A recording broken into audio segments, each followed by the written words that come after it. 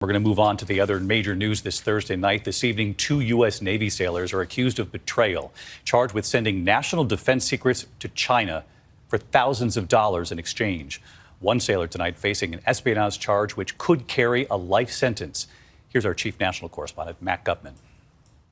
Tonight, federal investigators charging 2 U.S. Navy sailors with a shocking betrayal, stealing defense secrets and selling them to China. When a soldier or sailor chooses cash over country and hands over national defense information in an ultimate act of betrayal, we have to be ready to act. In both cases, the sailors were allegedly approached by Chinese spies and offered thousands of dollars in exchange for delivering classified details about naval operations. It's unclear if the cases are connected. The most serious charge of espionage leveled against 22-year-old sailor Jinchao Wei, also known as Patrick Wei, on Wednesday. The unauthorized disclosure of this national defense information could place the national security of the United States and the safety of Wei's fellow U.S. Navy sailors in jeopardy.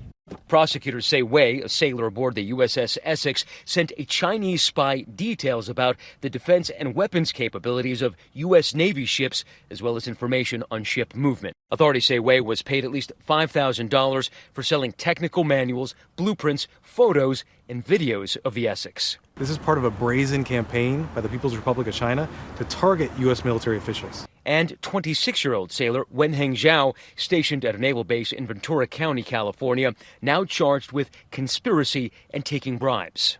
Authorities saying over the course of nearly 2 years, Zhao sold photos and diagrams of a U.S. military radar system in Japan, as well as yielding precise operational details about an upcoming naval exercise in the Pacific, Zhao allegedly receiving nearly $15,000.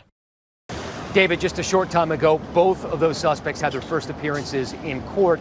Neither of them entered a plea. And officials with the Department of Justice are stressing that these 2 arrests might just be the tip of the iceberg in what they're calling this brazen and expanding effort by Chinese intelligence to infiltrate the U.S. military and recruit U.S. military personnel. David. Matt Gutman in California tonight. Matt, thank you.